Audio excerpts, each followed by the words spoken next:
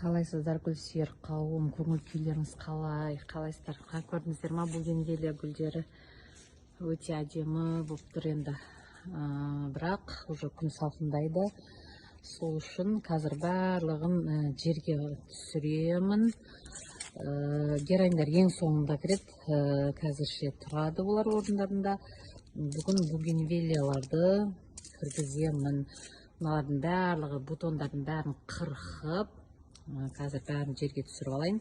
Содан кейін бірден обрезка жасалып, қысқы баққа кіретін болады. Бугенвилия гүлдерін жайлап жерге түсіріп, барлығын түсірген жоқпын енді.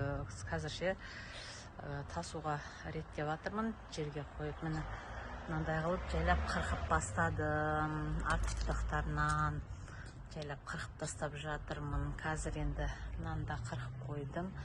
Қазір мына бұтақтан мынаны кесіп көрсетейін. Міне жаз бойы міне жалбырап кетеді осылай. Негізі бұны қырыққан дұрыс, қырықпай кіргізсеңіздер, бәрібір жылы жерге кіргеннен кейін жапырақтарын бәрін сарғайтып төгіп тастайды. Тек бастарында, ұштарында тек гүлдер қалады. Одан да бірден обрезка жасап кіргізген дұрыс. Ішке кіргеннен кейін, жылы жерге кіргеннен кейін бугенвилия гүлі міндетті түрде мынау жапырақтардың барлығы төгіліп, тек ағашы қалады. Іште оны қырқып неғаннан гөрі сыртта қазір бірден қырқып дайындап алған өте дұрыс. Міне өзіңізге ұнайтын формаға келтіріп қырқа бересіз. Маған қысқа қылып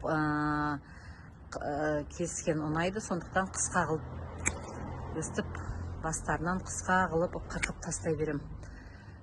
Гүлі де уже керек емес, себебі сіз енді терезеңіз жарық, терезенің алдына қоя алатындай жағдай болса, гүлдерін қалдырсаңыздар болады гүлімен кіргізіпші. Менде енді қысқы бағымда гүл өте көп, бұларға жарықты мен қамтамасыз ете алмаймын. Сондықтан ішке арғы түкпір жағына кетеді.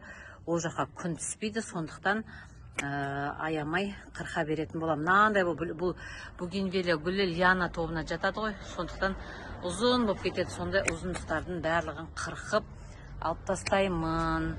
Олардың ешқандай да уже қыс кезінде ешқандай қажеті жоқ. Көктемде бұлар қайтадан құлпырып әдемі болып кетеді. Сондықтан қазір міне көрдіңіздер ма, осылай барлығын қысқартып тастайтын боламын. Міне өзіме ұнаған формасын алып қалдым. Міне қаншама жерлер қырқылды.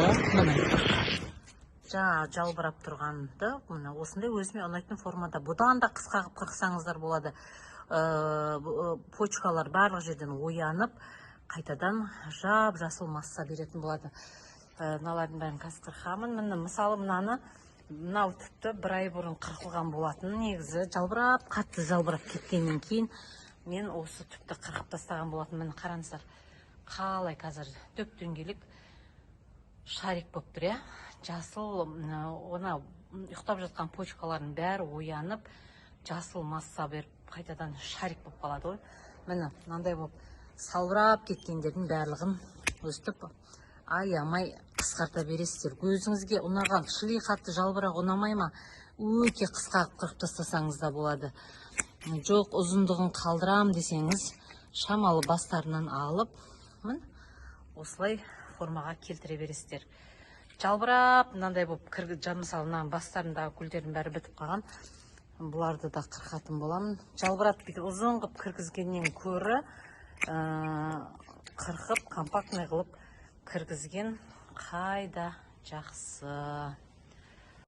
Үлкен ағаш горшоктағы бугенвилия, қараңыздар, мен осыны штамбовый дерево қылғым келіп жатыр. Бұл бугенвилия гүлін негізі әртүрлі формаға өзіңіз сала берсеңіз болады. Мынау негізі менде алдыңғы инста парақшаны ашып көрсеңіздер, үлкен пышный куст болатын. Кеш кіргіздім да, бұл далада қалып, үсітіп алдым да, төбе жағы үсіп кетті. Сөйтіп төбенен шығарды міне. Ұзын бұтақ келді.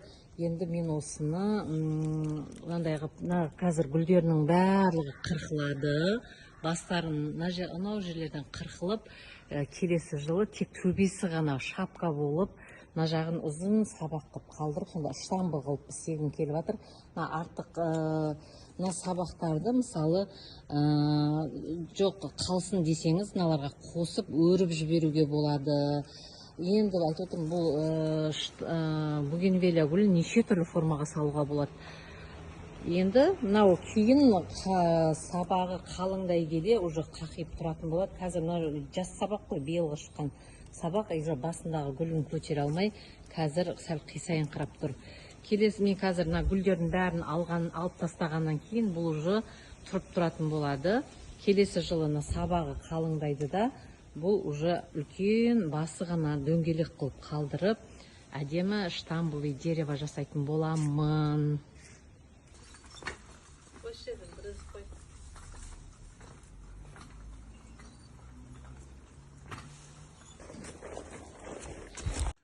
Жайлап барлық гүлдерімді уже орын-орнына қойып болдым. Кейбір бугенвилиялардың гүлдерін қимағандарымды қалдырдым.